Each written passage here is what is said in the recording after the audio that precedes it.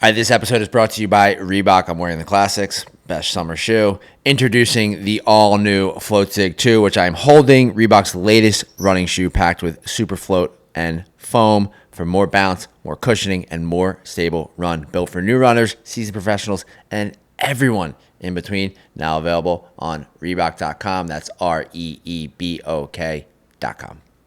All right, guys, welcome back to the Zac Clark Show. We are here with one of my favorite humans in the world, Darren Waller. A lot of you guys know him because he played in the NFL for the Raiders and then the Giants. I know him because we are on this journey of sobriety together. What's up, Darren? What's up, man? Grateful to be here. Dude, I'm so happy to see you. Smiling. A lot to smile about. We try to smile. And you're in town to do Hyrox, bro. How did you get from the NFL to Hyrox? Tell me about that, bro. The first 10 times somebody brought up Hyrox to me, I was like, there's not a single chance that I'm going to do one. But then I have these friendships with some people in Vegas that I've gotten pretty close to, and there's about 15 of them that'll roll up to a Hyrox, and they did one in Vegas, I think in February. And I was like, seems like it could be a pretty good challenge. Seems like it's got good energy. You know what? I'll sign up for one. One of the guys that built my gym in my garage is going to the World Championship for doubles. Okay. So I've just been training with him, and daily regret my decision. But it's like one of those things where you finish the training for the day, and it's like I can show up tomorrow. Like, right. What is Hyrox? Like, what do you have to do? Because it sounds crazy. So there's 8 rounds or stages, and each round you run a kilometer, which is like 0.62 miles, and then after you run a kilometer, it's a 1,000-meter ski erg, kilometer, 50-meter sled push, that's heavy, then sled pull, 80 meters burpee broad jumps, 1,000-meter row, and you're alternating between running. Wow. Every time. And then it's 200-meter farmer's carry, 100-meter sandbag lunge with 70-pound bag on your back, and then 100 wall balls. I'm going to stick to marathons. Dude, that sounds That might be one and done. terrible, but awesome. I'll die. So you retired recently. I want to go back because. So first of all, August. How many years? This August will be 8. 8. We're Nice, August man. babies. I'm hoping to have 14. June. When are you? June, but summer. You're coming up. 20? 27th? No, 18. 18 years. Yeah.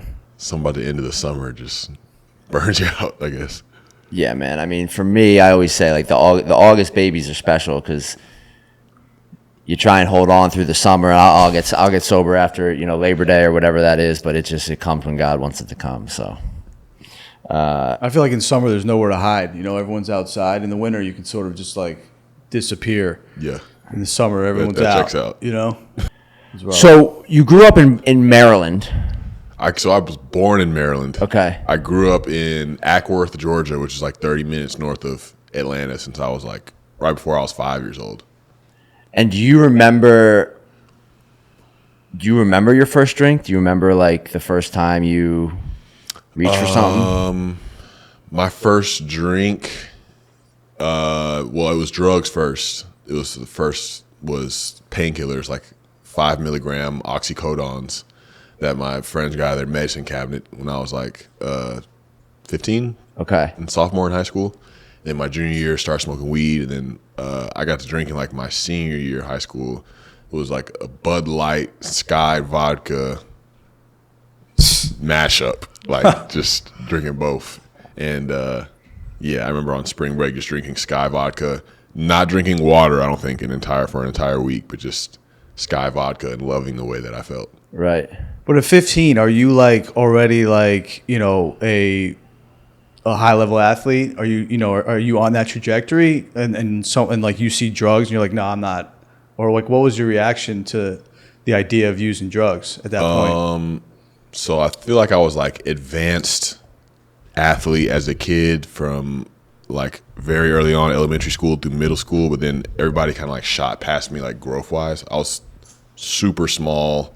I was like 5'7", 130 pounds my freshman year of high school. And now you're 6'6". Yeah. I had a growth spurt like after my sophomore year of high school, right before my junior year. But the first 2 years of high school, I was like riding the bench, or like if they put me in the game, I was getting hurt because dudes were just like running me over. And I was just too small. Like my body wasn't ready for prime time yet. Is this football or just basketball at this time? I was playing football, basketball, and baseball. And did you? I know you've had a complicated relationship with football, and we'll get to that Yeah. because, I mean, bro, you walked away. I mean, we're gonna get into that, and Yeah, man. you left a bag on the table to take care of yourself. But Yeah. did you, at an early age, know? Was it always a job for you? Did you ever love the game, or were you just good? I was a football junkie, elementary school, middle school. High school, trying to, I guess, extract validation via football is what kind of started to like zap that joy away. And I can remember vividly, honestly, this memory of my senior year after our last game, and there's people on the team that are like, it might be their last football game they ever play, and but people were like, "Man, you're going to college. It's going to be so great." And I remember just being like, it was like one of those times where it's like you put a fake smile on, you're like, yeah, can't wait. Were you But able to just kind of feel like more like, oh, I have this opportunity. I can't like say no to this opportunity. People would think I'm an idiot.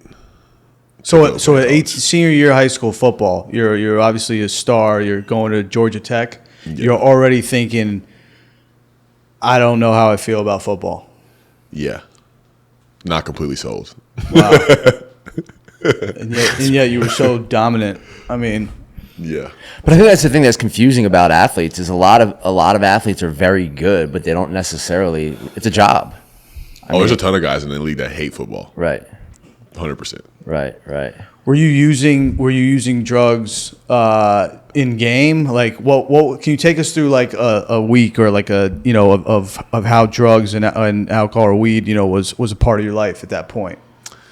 In college, it was Even high school. high school. I was kind of waiting. I would do it like a few times a week. I kind of alternate between like there'd be like a couple days a week where I could get my hand on some oxys. You kind of had to like go door to door and be like, if somebody had a broken arm or like, Yeah. it was like, yo, like we don't even have to make this crazy. I'll put some money in your mailbox, like whatever. And drinking wise, kind of just like on the weekends, I'll smoke weed every day. Like me and this dude was like, if you pick me up to go to school, we can smoke a blunt before we go to school. So Yeah. I would do that. But I always kind of kept it clear, like when it came time for like practice, it'd either be like early in the morning or like after practice. So I would be like, at least I could get through that part. But college, it was just like any moment where there was not an activity that was demanding my full attention, like practice, workout, study hall, class. Like, I mean, even in class, like if we're smoking any chance you get, like drinking at least 5 days out of the week.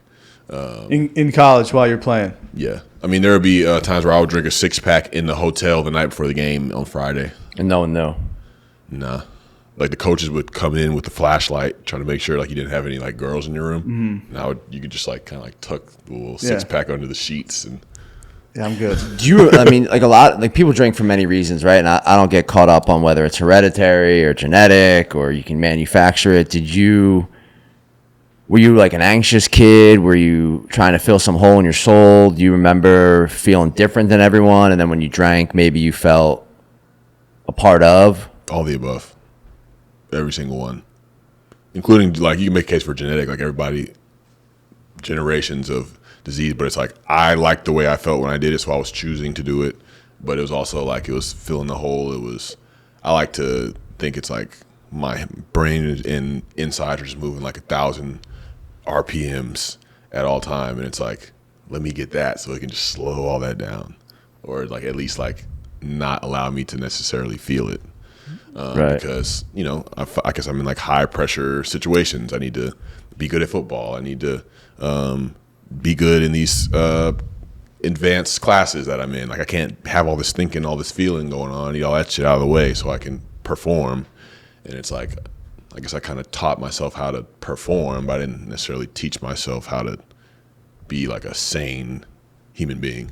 Was it confused? Like, was there anything at home that how you grew up, your family that led you to feel this way, or like uncomfortable, or just like constantly in your head about everything, or no? Like, what was your family like? Yeah, I mean, I had on the surface, it was like, and I think my parents did an outstanding job. Yeah, your but parents it's are like, great. They're great, man. But like learning more about my family history, they're both like ACOA, like adult children of alcoholics. Like my mom's dad was a heroin addict, and both my dad's parents were addicts and alcoholics. I never even met them. They just, didn't make it. And you learn how it's like there was an active addiction like in my parents, but like the codependency, I guess, that they had to develop to exist in that house, it's like they brought maybe into their parenting style a little bit, to where it's like, we don't want you to have the childhood that we had so bad growing up, that we're going to create by looking the part, by getting good grades, by presenting well and all this stuff. And it's like, those are all good things. Yeah. But it wasn't like any environments for like, oh, this is what I'm feeling. Like my parents didn't model that, but they didn't even, but looking back, like they didn't have a chance to model that. It wasn't modeled to them. So it's like not holding it over their heads. It's kind of like having compassion as to why maybe I felt the way I did in my house.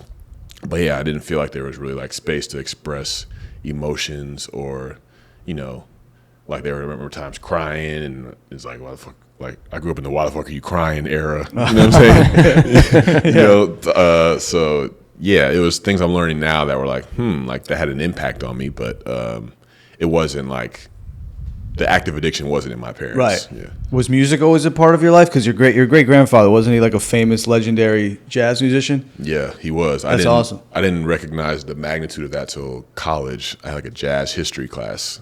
I didn't recognize till then, but they had us playing piano. Like they talked about your great grandfather. Like in the that professor class? ran up to the front of the class and was like, "You need to pay attention. This is your family history." Like, and I'm just like, That's crazy. but it honestly is what inspired me to start making music. But we played piano when we were kids, me and my sister, and I was in middle school band. And I loved being in music and band, but then it was one of those like, oh, fuck, I can't be in band in high school. I got to be on the football team. Like, I got to be cool. That's Yeah, I mean, that's what I talk to kids about. Like when I go out and speak, I encourage them and give them. Yeah, there's water over there. Try and give them permission to be curious, right, and be who they want to be, not who they want their parents to be. Like their parents want them to be, or their professors want them to be. And I think for athletes, I know for me, like growing up in a house, like I was convinced that it was just I was going to play 3 sports. I was going to do this because that's what guys are supposed to do.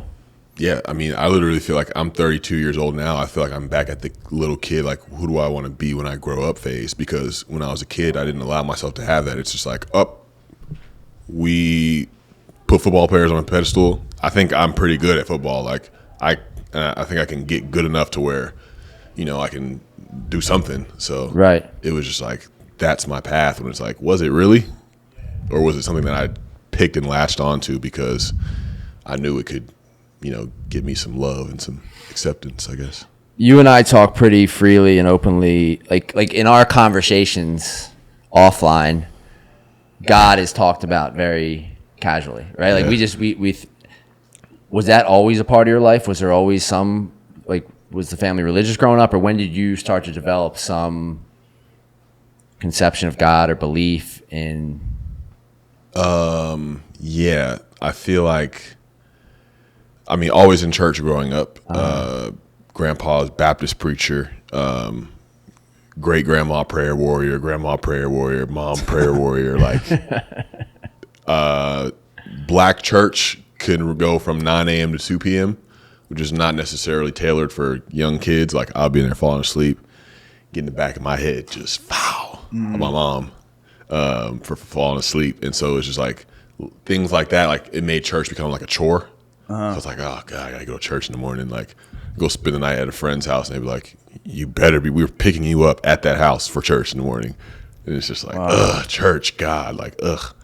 And then somewhere along the way, you think, well, saying I'm going to church and like knowing some Bible scriptures like can give me an image boost. It can just make me look like a better person, and so I used that for a while, but never really.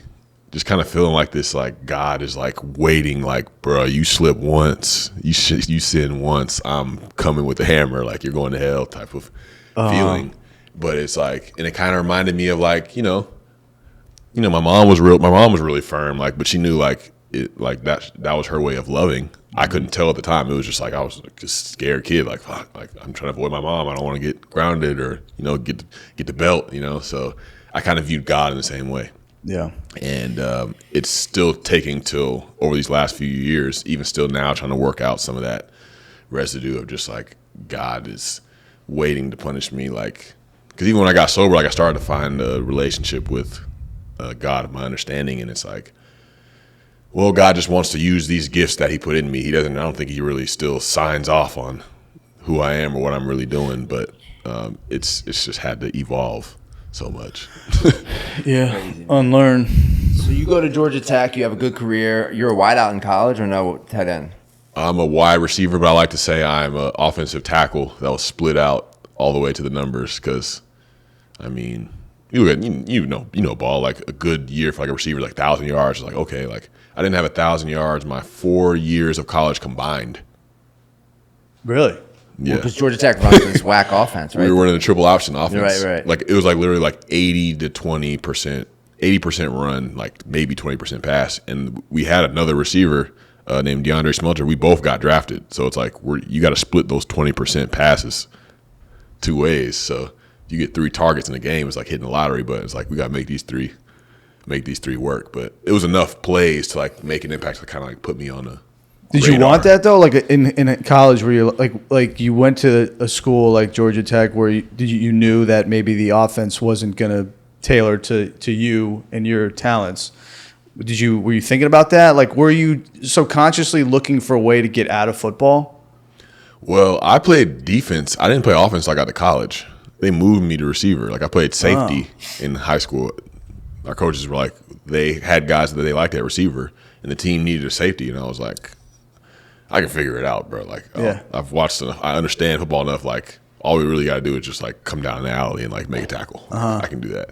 Yeah. And so I just played safety, and I had like 120 tackles my junior year, which should tell you that we weren't that good of a defense. If I have 120 tackles at free safety, but yeah, I got to college and they moved me to receiver because my body type, and I was like, all right, like. But I was thinking when I got there, I was like, I'm gonna get my college paid for. Like, I don't think I'm going to the league. I'm thinking I'm like the 8th receiver on the depth chart. When I got there my freshman year, like I didn't really expect much. Wow. And you're partying. Oh my God, yeah. I remember. I love telling this story. Yeah, tell the story. We need stories. Like your parents move you into your dorm in college, and it's like, all right, son, like this is a new chapter. Like, I'm like, you're gonna do great. Like, they walk out. Maybe 10 minutes later, these sophomores walk in, slam a bottle of Everclear on the table in the middle of like there's like 4 freshmen in one dorm. And they're like, somebody's taking a shot. And it was just kind of like this is my moment, like standing up, like, and I was in there and like, I was like, I'm with the shits. Like, this is what I do. Like, y'all not finna be out here punking me. Like, and like an identity kind of formed. I was like, oh yeah, shit. And like, he'll drink 30 beers. Like, he'll shot for shot, like, and snort a perk. It's just like, that became like my identity. And it's like. And did people know, was there any concerns at that point about your substance abuse, or because you were keeping your shit together on the field and outwardly, like, no one questioned it? Yeah, I was like a master of like the, still look you in the eye, still have great conversation, have manners, but nobody really pried. Like even guys that were close to me back there, like I have no idea. Like I thought we were just like having a great time and partying. And I was like, we were, but I was just like, a little extracurricular. Behind the scenes, I had a bag of blow in my pocket and a bunch of perks. And when I was going to the bathroom, it wasn't always because I had to go to the bathroom. Right. Did you ever think that you had a problem at this point, or no? You're in college, you're partying. I think I was a victim of the perspective of, because I'm not like under a bench underneath a highway, that I can't be an addict. Like I'm at Georgia Tech, which is like one of the top public institutions, and I'm playing Division I football. Like I can't be an addict. It just doesn't make sense, kind of mindset. And there's like the illusion of control, because it's like I'm still going to class and like still going to practice, and nothing is seeping out. Well, outside of my failing drug tests and multiple arrests. In college. I got arrested once in high school and once in college and once my rookie year in the league. For what? Junior year of high school was trespassing and damage to property. I was trying to be cool with some teammates in high school, and then weed possession sophomore year of high school, and then weed possession, felony intent to distribute, and reckless driving. I was driving home to Georgia from Maryland. I got arrested in like Roanoke, Virginia. I had to do a day in jail in Roanoke, Virginia. Dude, I remember the one time I at the end of my run, I was thrown in jail, and there was almost a relief. Like, they took my phone, they took everything, and I was feeling it was almost thank God, right? No one can bother me. But I don't know, man. It's crazy. So you get drafted by the Ravens. Yeah. And you're in rehab pretty short. Like, you end up overdosing. What led to that? I mean, you have a daily habit. You're trying to make the team, and is this during training camp or? So this is I get drafted 2015. I don't get suspended and OD and get sober until what would have been the start, like preseason of my third year. So like my first year, I'm there in Baltimore, and I'm like, I find out there's an employee that used to do something on the grounds of the Ravens facility that had what I was looking for, and he would like put them in your car, or like just keep you stocked, or he had people that you could go to if he wasn't available. And this is in the days when we're talking like the Roxy 30s and the Oxycontin. Oh, big 30s, yeah. Big 30s, yep. I mean, you probably were taking down 10. I mean, like big 30s, yeah. Loved it. But so I play my rookie year, and I get hurt like halfway through. And when you're like on injured reserve, it's like you show up and you like do workout in rehab, but your day is over at noon, and then you're just by yourself, unless you have like friends, like normal people. But like at that time, I'm just like just in my room by myself and just thinking like, what am I gonna do? And I'm just, fuck it, we're just gonna go get active. Yeah. And so then I fail a bunch of tests because I'm like still using, and I'm like, oh, what's some like detox drinks that'll help me beat a test tomorrow? And like I would pass like a couple, but the Wizinator, like, yeah. But for the most part, I'm failing all these tests. Like I'm getting the FedEx envelopes that's like, you tested positive for oxycodone and alcohol, and like I'm getting these FedEx envelopes. I'm trying to like hide the FedEx envelopes because they'll be in my locker. I don't really know if people are like picking up on the fact that these are all like failed drug tests. People are just like, damn, you getting a lot of mail from FedEx. And I'm like, yeah, I don't know what it could be. But then I get suspended the first 4 games of my second year, and then play through that year. I tear my labrum in my shoulder with like a month to go in that season. I play the rest of the season, but then I'm like, I can't keep doing this. And I was just like, I put my sabotage plan into effect, and I was like, I'm just gonna fail every drug test from here, and they're gonna kick me out. I finally got to that point where I'm putting my plan into action. Like I'm to get out of football. I'm forcing my hand out. Right. I'm out, and I did, and it's weird because it's like as I'm failing these tests, I rehab my shoulder, and I go out to the spring in Baltimore, and like I'm fucking killing. Like they're like, oh, this dude's about to start. Like he's finally like, let's go, and then I'm like right before the last day of like the mini camp off OTAs in June, I tell the coach, I'm like, yeah, coach, I'm not going to be here. They probably about to get me up out of here. And then a couple days later, I got suspended for banned for at least a year was the words that they used. And it ended up for drugs. It ended up being 14 months because the first 2 months of my suspension I was still using, which culminated in overdosing. So you're using. Does the league? Does anyone on the team? Does anyone like? Is there ever someone that sits you down and says, "Hey, man, like, you're failing all these drug tests. Do you want some treatment? Do you want some help? Do you want to talk about this, or is it just a business?" They tried to help. They did. Yeah. People said stuff to me. They were. I remember. I'll never forget. Ozzie Newsome was the general manager. Yeah. He walked by me in the cafeteria. He's like, "Still doing that dope, huh?" And I was just like. It was like, I don't know what I can say. There was yes, sir. You want a bump? John Ozzy. I think I am. Yeah, Coach Harbaugh that would have pull me in and have private conversations. Like, man, like, what do we got to do? Like you got so much going here. Like trying to help, and then like people on staff at the Ravens. Like I'm in the drug program. I have a drug program, like a case advisor, or and he's talking to me, and the league is talking like, come on, man, like, what can we do? Like, they're always trying to help me, and I'm just like receiving help. Yeah, this is like I love this example for people listening, because people will look at me or Jay or you, and their argument from the family or whoever is they have so much to live for. They were dealt this great hand. This guy's, can play in the NFL. Why doesn't he just stop?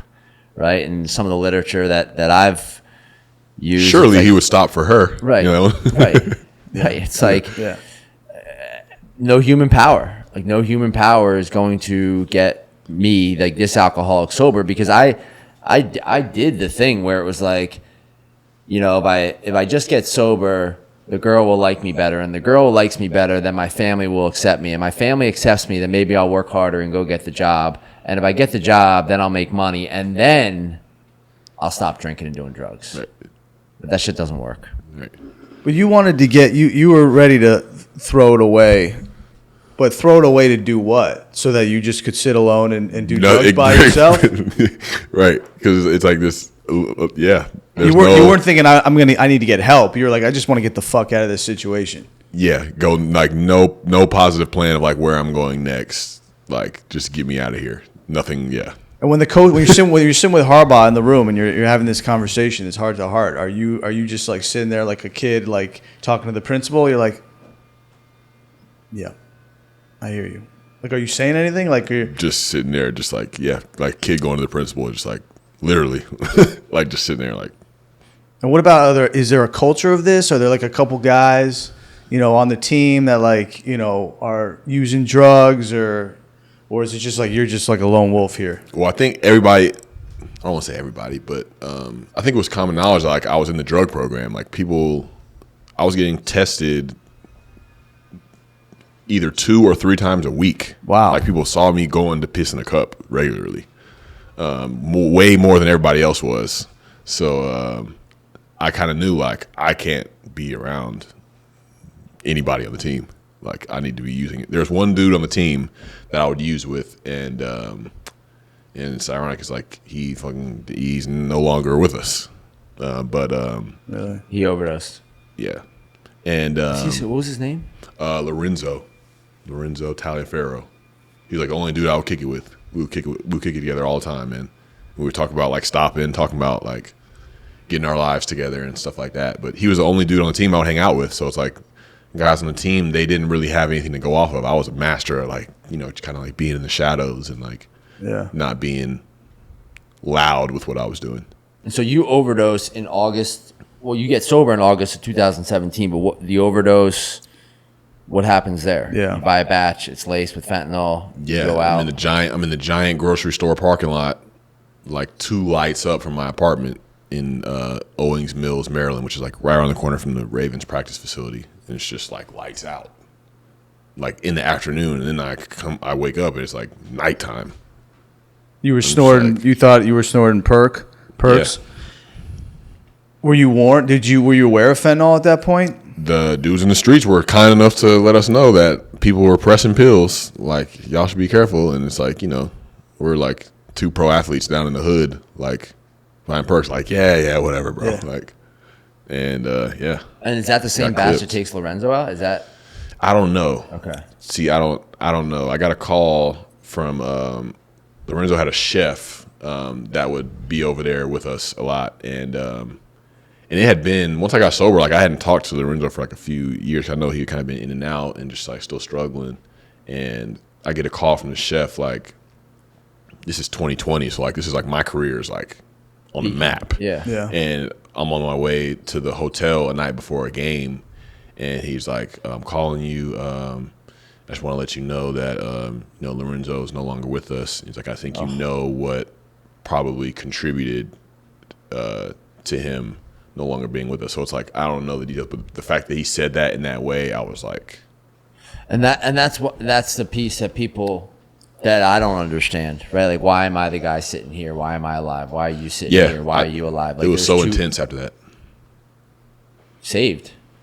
So what happened after that? The story's amazing. Your story, like this part of the story, I don't think people know enough about. Like where you, it's humility, So I get out of that, and the circumstances surrounding the overdose was like I was just gonna get high one more night, and then I'm moving out of my apartment in Baltimore because I got suspended by the team. I'm going back home to move with my parents. I was just trying to get high one time, and I was probably gonna go home and keep getting high. But that situation was enough to scare me to be like, fuck. And then once we get home to Georgia, I get a call from the Ravens team doctors, and they're like, brother, your toxicology results are out of pocket. Like, you need to go see an addiction specialist. You're in Atlanta. There's this place called Talbot. Go there and meet this doctor, like, now. And so I go there, and they give me all this, like, have me answer all these questions, all this testing. Yes. Yeah. And so I'm like being honest now, because there are times before, like when I first came into the league, they had me come to New York and do all this testing to see if I was going to be in the drug program, and I lied on all of it.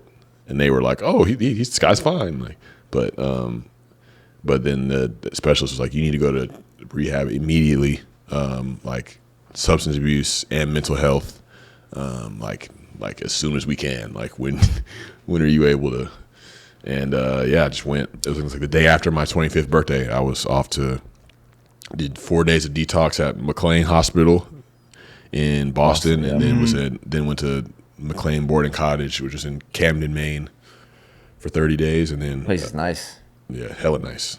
Then it was a great, amazing experience, and then it was enough for me to come home and feel good about having an aftercare plan, because I went back to Talbot and they had an aftercare plan for me, and I was going there for group therapy once a week, and I had NA meetings circled that were near where my parents lived. This is Georgia. Mm-hmm. And then it was like, well, fuck, I've done good with having structure. If I don't have structure, like this shit could go off the rails. And then this dude my dad played basketball with was a assistant store manager at Sprouts, right there in Smyrna is the name of the town in Georgia. Grocery store? Mm-hmm. Yeah. And so I was just a grocery clerk there. I was making like $11.62 an hour at Had Sprouts. you made any money in the league to that point? I mean, like the rookie minimum, whatever. I mean, like some money, but I was making money, but oh man, this could go on for days. But like the league is before you even start getting suspended games, you get fined games. So like your first drug test, you get put in the drug program that you failed. Your second one, you get fined 1 game, but you still play. Your third test, you get fined 2 games, but you still play. Your fourth test, you get fined 4 games, but you still play. The fifth one is when you get suspended, and don't play. And then you're getting fined those games. So it's like there's so many fines that built up over time that I wasn't really I was probably making money like practice squad, maybe. Right.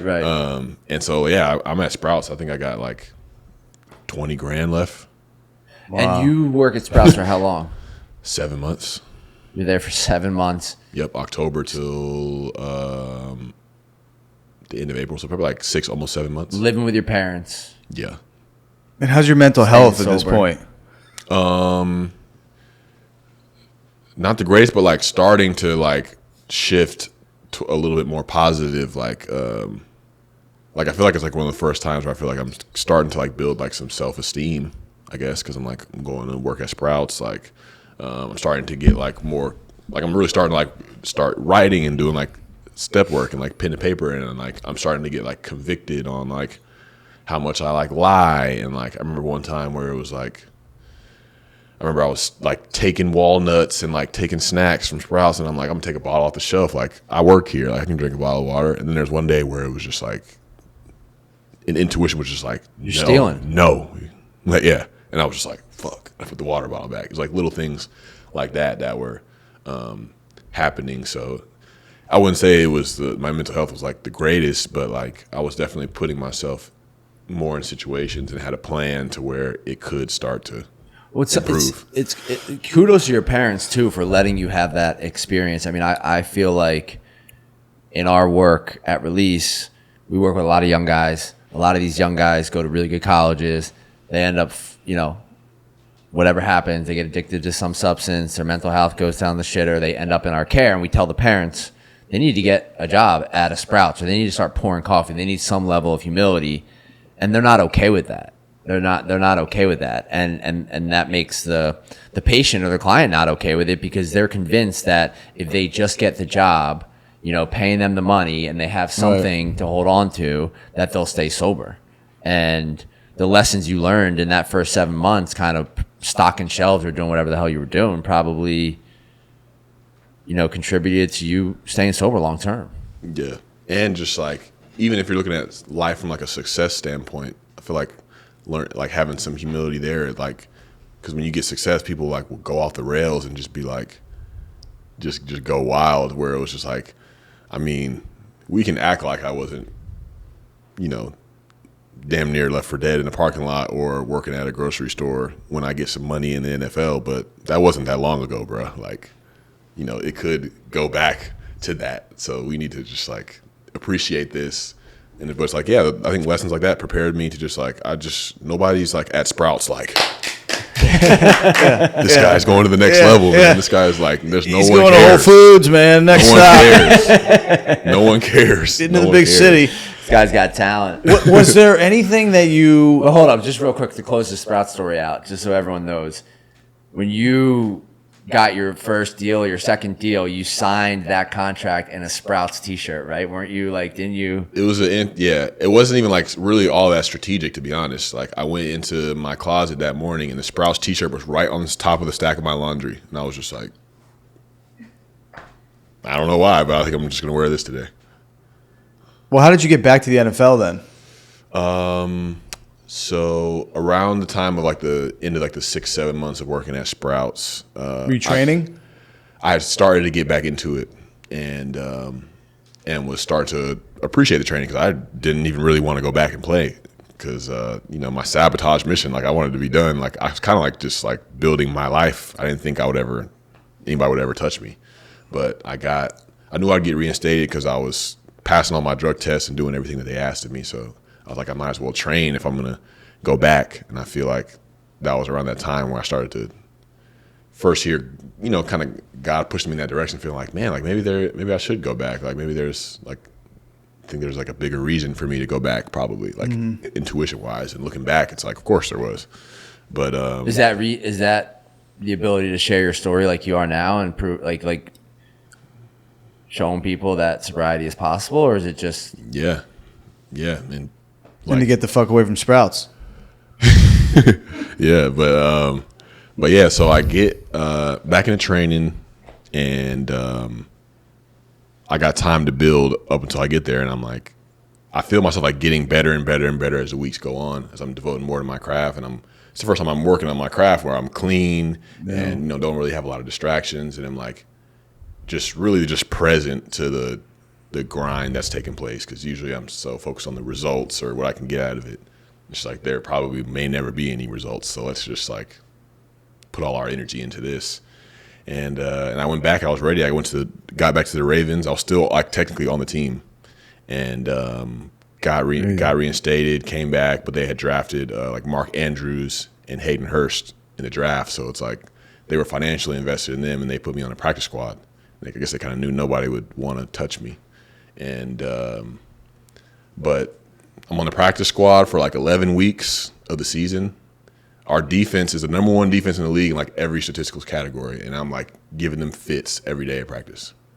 And I'm just like, tight ends are getting hurt in the league. No calls to my agent. And I'm just like, well, I'm doing what I'm doing. I'm controlling what I can control. And I don't know what's going to come from this, but then we played the Raiders the weekend of Thanksgiving, and they always had the practice squad guys do extra running and extra workout before the game. And the Raiders coaches were watching me run routes before the game, and the Raiders were like horrible in 2018. And they signed me on their flight back because I guess the offensive coordinator and Gruden were like, "Who's that guy over there running?" And Gruden was the coach, and the tight end coach was Frank, who was in my wedding. Okay, yeah. He was like, that's Darren Waller. We tried to trade for him when I was in Chicago, but the Ravens wouldn't give him up. And I told you guys about him, like once, like as far as like practice squad candidates, that I was a fan of his game and wanted to work with him. And then they signed me on the flight back. So the next morning, I think I got the side mirror knocked off my Jeep. I was in like a collision shop. My agent's like, drop whatever you're doing, bro. Like your Oakland is signing you to the active roster. Like you gotta get on a flight immediately. Wow. And then I was like, and I went to Oakland, and they had Jared Cook. He made the Pro Bowl that year at tight end. So I was just like, I'm just soaking up game. I'm on the practice squad playing against the defense when I'm there.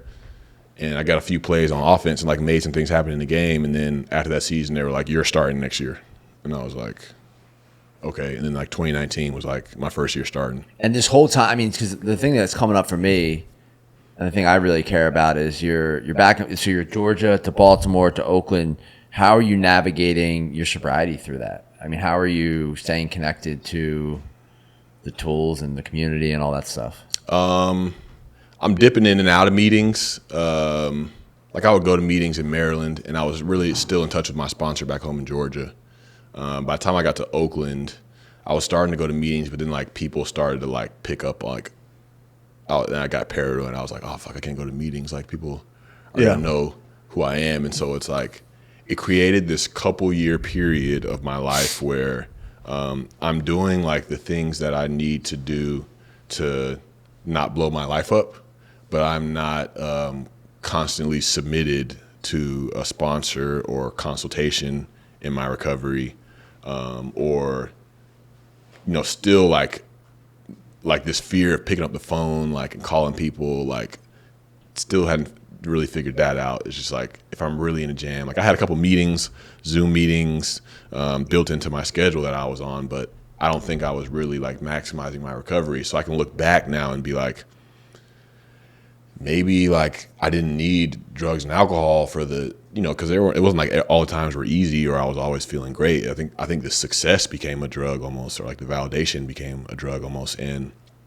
relationships with women was up through there now because like I'm not just a local joker working at Sprouts anymore, or like the guy that's just like struggling to keep it afloat. So it's like in my mind, I'm taking advantage of this, and like this is what men do in successful positions. But it's I can look back on that and think like I was soothing myself. I was changing the way I felt with those relationships back then. So it's like it was just different drugs, I think, and I was kind of sponsoring myself for a while, and she ends up biting you after a while. Yeah, I mean, I remember, Jay, when I came off The Bachelorette, I called you, and it was COVID, and I was going to some meetings, and I started to be recognized in some of the Zoom meetings, and I called Jay up, and I was like, I think I got to find something else here, like I think I'm too cool for this AA thing now, and he's like, who the fuck are you? Right. He's like, you are not a special snowflake. He's like, if people want to, say something to you, then like you have tools to do, so I feel for people in the public eye, and I feel for people that are trying to get sober, because a lot of these rooms and communities are meant to be anonymous, but I feel like for me, I've lost my anonymity. I lost that, like there's no, and then I'm okay with it, right? Like I'm okay with it so long as I keep doing what I got to do. Right. But it can be scary. So what was your understanding of recovery? Like what did you think? What were you learning stuff about yourself? Like you were away from the drugs and the alcohol and the weed or whatever. Like what did you think you needed to do? Like why did you understand why you were using, or what were you learning about yourself? Yeah, so it's almost like I look back on that time, and it's like the success and all that stuff kind of happened really fast. Like going from working at Sprouts to like signing a deal that at the time made me the highest paid player at my position in the history of the league was like 18 months.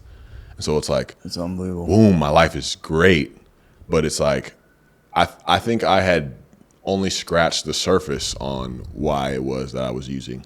Because I feel like that's a lot of work that I'm doing now. It's like, it's taking me back to my childhood. It's taking me on a deeper dive to character defects, like how much I've just harassed myself with like perfectionism and things like that. Like those weren't things I was even really considering at the time. I was just like, I got my life together and my life is already this good. Like, dang, I just gotta like maintain. Like I just gotta like stay sober and like go to some meetings and like, you know, try to be of service in my own unique way. And but yeah, I don't think my program really had much depth of really diving down and getting to the roots. I don't think it was until like, you know, post-retirement and looking at my life and kind of looking at, you know, and like post-divorce, and it's just like, what is my life? Like I'm yet again at the position of like, it looks great on the outside, but inside it's just like a whole different, it's not what it seems. Like there's more work that needs to be done. And I look back and it's like, that's the work that I would have benefited from doing that whole time. But, you know, success and validation and shit like that, I feel like took the forefront, and I just poured it all into making football work. So I want to get into that because we don't have you forever here. And, you know, the long and short of it is, you know, Darren's being humble. He goes on to be, you know, one of the best tight ends in the league for several years. Pro Bowler, breaking records. You know, kind of puts the Raiders back on the map to a certain degree. Like there's a swag. Your teammate Max gets sober at some point, right? Doesn't he? Does he come in the league sober, or he gets sober when he's on? He got sober after his first year. Because I remember there's a close friend of mine that helped him get to rehab. He's kind of like an interventionist, I guess, for the league. Yeah. But Max Crosby. Yeah, Max was not sober his first year, but after that, he got right, and that's when his career took off. Yeah, I mean, like that's what I think about, right? And that's how I first learned of you and him, because it was two guys on this team who were sober, who were outwardly sober, talking about their journeys and performing, you know, at the highest level. And there's a lot of artists or creatives or musicians or athletes that'll get sober and say, I can't do my craft without the drugs. I can't do my craft without the alcohol. And here's two guys that are living examples of not only doing their craft, but doing it at the highest level in one of the most, you know, physical, demanding environments in the world. So, you know, that's how you got put on my radar. And, you know, we first linked, I think, like early 2021. And I've watched the work that you continue to do. It's been, you know, it's been inspiring. When I first met you, I was just blown away that you never know, right? Like you hear someone sober and you're like, are they doing the work? Are they not? Are they just holding on for dear life? And you were like, dude, let's go to a meeting. Like, let's talk about this. And it just became so natural. And I had a new fellow, you know, and I was so grateful for that. You end up leaving Vegas. You made a home there, and then signing with the Giants. Yeah. You came over here to New York. I was excited for that. Played a year there, and God bless you. Decided after that year, man. I mean, take me through, because we've talked about it a little bit. Money is, you know, what it is, and you're sitting there after your first year in New York with a decision. Or 2 years in New York, or one? Did you play? I played one. Yeah, 1 year, and there's money left on the table, and you decide you're going to walk away. Can you? I don't know if I could have done it. Like, what? Take me through that decision. But like, how much money? The next 3 years would have been like 32 million. So $32 million. Yeah. Yeah. Well, it's a very privileged decision to make, knowing that just through like talking with my financial advisor, he's like, I just need you to get to this number. And I got to that number, and to be like, you don't have to like really worry about anything unless you start spending crazy, which you don't right now, unless you turn into a huge. Looking at your sweatshirt, you're looking at your sweatshirt that was probably gifted to you, or you just picked out the Yeah. you're a humble guy. I got it. So having that knowledge is like, okay, I can look at this from a different perspective, because I have a disease of more. So if I'm just here for like more money or like more plays or like more adrenaline spikes, that's not really gonna help me to be the person. It's only gonna keep me more in the isolative behaviors that I'm already in. Because like when I'm in this football survival mode, like bro, I'm not going to meet. I'm not really going to meetings. I'm not calling nobody. I'm not. It's just. Yeah, I mean, I expected to hear from you more that first year in New York, and it was almost like less because you were trying to do the thing. Yeah, and just trying to hold on and survive. And it's like, man, the quality of life that I'm having just to like make this money is not good. I don't like the way that I feel. I don't like the things that I do. I don't like some of these choices that I make that aren't necessarily like blowing my life up or like putting my life on the brink like they were before, but they're harming other people. They're harming myself. And so I just look at that situation. I'm like, and I'm doing this just to feel the adrenaline spike of making a few plays. It's like, I don't even really want to do this whole process. Like, football is a grind, bro. Like, so many things that go into it. I don't want to do most of these things. I want the high that comes from playing. And it's like, I can see my disease in that. And it's like, if it's not like a level of commitment or love or appreciation for this, or just me saying, hey, this is what I want to be spending my time doing, I don't need to be doing this. Like, there's a journey for me to be had, and there's a lot of healing that needs to be done. There's a lot of change that needs to be made. It's just the foundation of which I'm living. I feel like if I'm continuing to play football, I'm just delaying that work that God is trying to do. It's almost like the same way, you know, I feel like he was speaking intuitively through me to like, you know, if there's going to be a purpose for you in football. When I was at Sprouts and like in rehab, it's like that same voice is like, I'm done here, bro. Like, You did. We did what we needed to do here. I got something else. Like there's a different path. Like one where you don't have to, you know, have other continue to just cycle out these addictive behaviors to other things that nobody else sees, and just continue trying to survive. Like, no, there's a better life for you. So that was like a year and a half ago, right? Or Last June was when I retired. last June. When did I know I was going to retire? We were playing the Buffalo Bills, bro. That's your team? Week Sarah's pumped. 5. I don't know. Week 5. One of those. Early in the season. First third of the season. We're playing in Buffalo. And it's it's a close game. Like everybody thought we were going to get waxed, but it was like down to the wire. But early in the game, we're running this like trap counter run play, and it's working. Like Saquon's eating, and but I'm like the fullback. Shout out Saquon. I'm like a fullback, bro. Like I'm leading through the hole like a fullback, bro. I got to block the linebacker. He trying to fill the hole. Like I'm like, what the fuck am I doing here, bro? Like this isn't even. This is like. I come back and sit back on the bench. And they're like, great, man, like, we didn't know you could block like that. I'm just sitting down on the bench looking at the moon. I'm like, bro, I'm going to finish this season. I'm going to give it all that I got.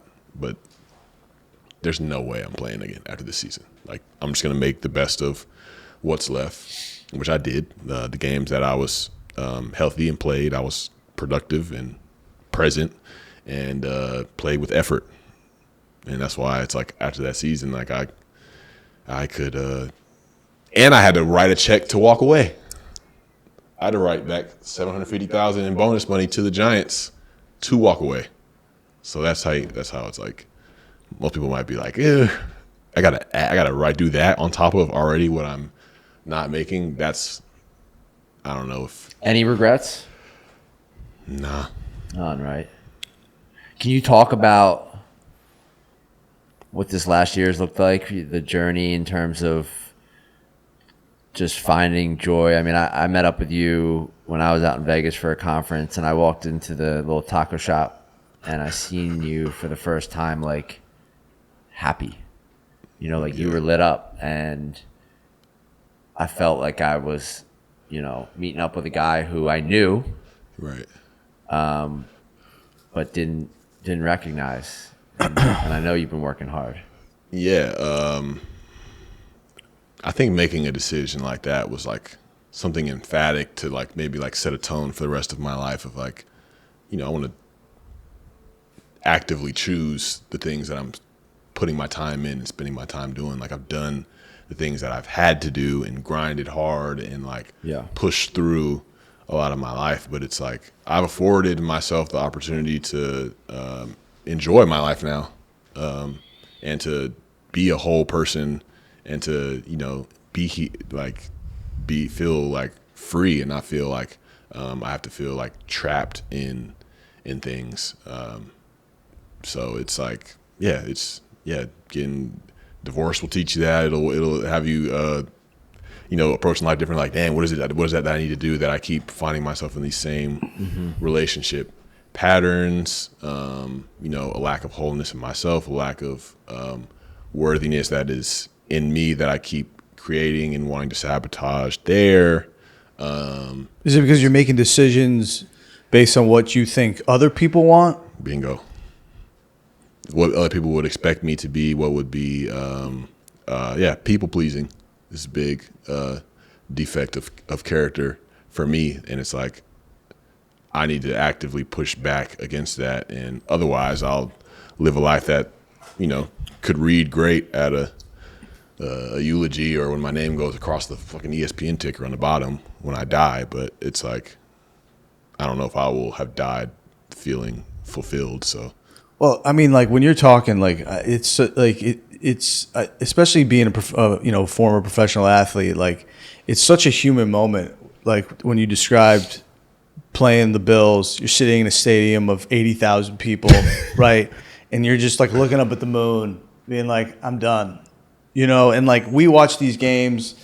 I'm a big fan, and it's just like all about like kill, win, like that's my team. Like these players aren't people, Right. But how have you, in these situations where you felt trapped, like, and obviously we don't have to get into your marriage or whatever, but, how have you used recovery or this knowledge about yourself to get out, to manage or navigate those situations and then move forward in your life? So it's pointed me to like different fellowships of recovery and 12 steps, ones that I feel like fit my story, and it's led me to like inner child work and EMDR and like so many different lanes that are helping me to not feel like I need to live a life where I feel trapped in that, because that's like a younger version of me felt like the decision of like when I'm a kid, like, oh, I got to go the football route. Like that energy has been trapped in my body for so long. And so it's like taking a deep dive and like, I don't know, almost like reparenting in a way, to where it's like, because I'm convinced up to the point that I have to do the life that I have to do, where it's like, no, like you actually have a chance to explore. Like you're not chained in this backyard like a dog. Like you're free to run and roam and to explore. And, I need relationships in recovery, and I need a faith in God like that to be able to go out there and explore, even when I feel like, uncomfortable in this new space of freedom and, just a blank canvas. Like a lot of times that's kind of scary and kind of like gives me anxiety as well, even though it's like what I know that I truly want. So just trying to keep people close, man, and not just walk through this time by myself. Yeah, the inner child stuff, the reparenting stuff, I mean, the attachment, I always, like, getting sober it's the most important thing about me. I would probably say for you, it's up there in terms of what's important. The longer I stay sober, the more I realize how much work I really, need to do. What drove, my heroin addiction, what drove my alcoholism, what drove my reckless behaviors. And a lot of times it comes back to like, I'm just a kid trying to be seen. Like I'm just got my, I'm butt naked in the middle of a desert with like flares trying for like people, like I just want to be seen. I just want to be like you said, validated. And that work can be really scary, man. So kudos to you for doing that. And I always think when I start to do this work, it's like, but I'm not saying my parents were bad parents. I'm not saying my home was fucked up. I want to try, but like it can just be what it is, Right. My experience, because maybe I didn't get a hug one day when I came home from school when I wanted to get a hug. That can be my trauma. Like that's enough. That can be okay. Right. Totally. Yeah, I don't think all of it needs to be explained either. Like, I mean, I read something where you said that you didn't feel like you were lovable, right? And like, here's a dude that's like winning, succeeding, right. On paper, whether it's money, women, success, football, it has it all. And so I just think it's important for people to also hear that, like, you know, getting these things is never going to be the answer. Enough. I mean, like you can say that more than anyone. That Jim Carrey That's what I was thinking of. Yeah, thousand million What's percent, it? What million is it? percent the truth. What is it? He said, I wish everyone could get everything they've ever wanted in life to realize that it's never enough. Oh, That is like bullseye. oh. Bullseye. If you don't take nothing else away, they ain't gonna do it. I mean, dude, and to a certain degree, I experience it, right? Like, you come off a show like I was on, and I get engaged, and you're on Good Morning America, you're doing all this shit, you're running around, people recognize you on the street, and then slowly it just goes away, and you realize that, like, yeah, some people want to connect with me around the work I do in recovery, and that's cool, and I appreciate those conversations. Other people just want a photo to throw in their group chat, right? And how is that supposed to make me feel? Like a piece of meat. Straight up. Like a piece of meat. There's nothing sexy, there's nothing cool about that. People, you know, I'll be walking around with friends and someone will notice me or something, they'll be like, oh, that was so cool. I was like, no, it's not. Right. I just want to walk through this world and be free. I'll never forget. Remember we were at the Rufus concert. Yeah. And we were having a discussion. You were like, "Bro, it's like for you, it's like the 20-year-old like frat dudes that run up on you want to pick, and for you, it's like the girls that are running up to you for the pick." It was just funny sharing that moment together. Yeah. It's You like, get the fantasy bro that's like, why'd you play last week? You know, we're at a concert trying to hang out, watch some Rufus, and you know, I get, you know, the moms or the girls that watch the Bachelor. Like, it's just like this weird. It was so funny to watch. Us two walking around in the world. It's wild, man. It's wild. Fuck. But I love you, dude. I mean, I'm so proud of you. I'm so inspired by you, truly. I think, you know, we could probably talk about this for days. I do want to give you a second just to talk about some of the music you're making. I want to shout out the Darren Waller Foundation, which is a foundation out in Vegas, right? You're raising money to send people to treatment and get help. So you're giving back, you're doing your service work, and then talk to us about the music, because it's getting better. I mean, I see people like it's it's crazy to the music. I don't know if people realize I started making music the same week I got drafted to Baltimore, because there was dudes on my college team. They would put a beat on and dudes would freestyle, and my brain moves too fast, so I could give you like 2 lines that are like thought out, and then I just can't keep going. But I was like, I felt like if I started writing, like I might be all right. And I was bored in Baltimore, and I was like, fuck it. I went and downloaded. I had GarageBand on my MacBook, and I started rapping in the iPod earbud microphone, and started from there. And just 2 years later, I put out like my first project, and then like I put one out 2019, 2021, 2023.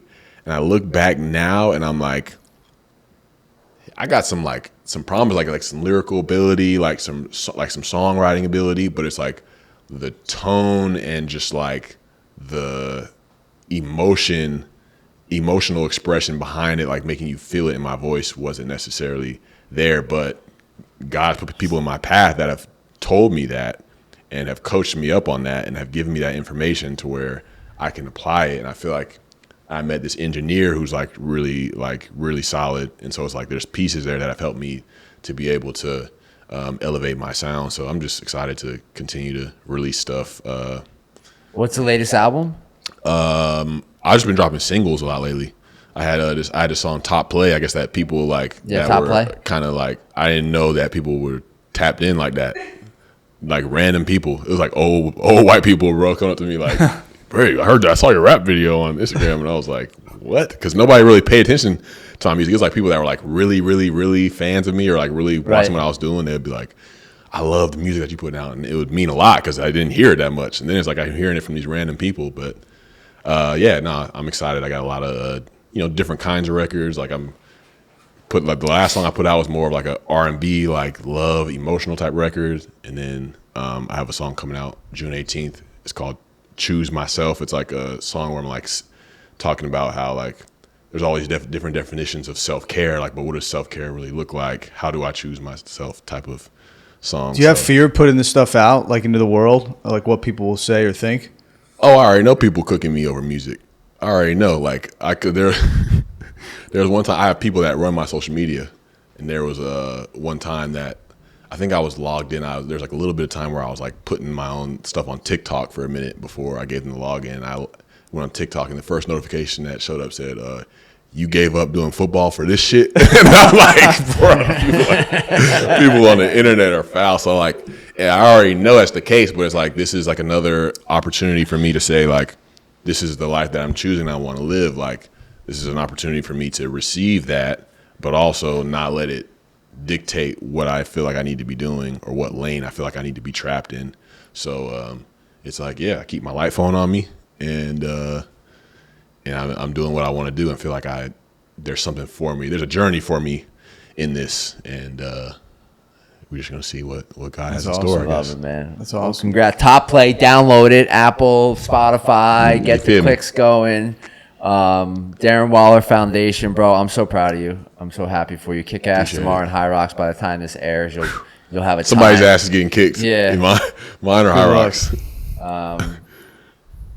And I just got to say, like before we cut, like the recovery lessons in this, the sober job stuff, there's just a lot here for people listening that are struggling, and there's a lot of reasons to look at Darren's story and be inspired to start living a different way, because the lies that we tell ourselves when we're active have all been busted by you. So Right. let us do that for you. And I just feel like it's important for people. One thing I've learned, vigilance when you have time in recovery, because like that vigilance can kind of like slip away, which Yep. it did for me. It's like I'm in year 6 and 7, probably going through the biggest change, biggest transition in my life, and if I don't have the vigilance and like the urgency in my recovery to match the shifts and changes in my life, it's going to be difficult. So it's like, it's easy to rest on our laurels, but you gotta stay locked in. Easier said than done. Yep. All right, that's it for this episode. Top Play. Download it. Top play. Later.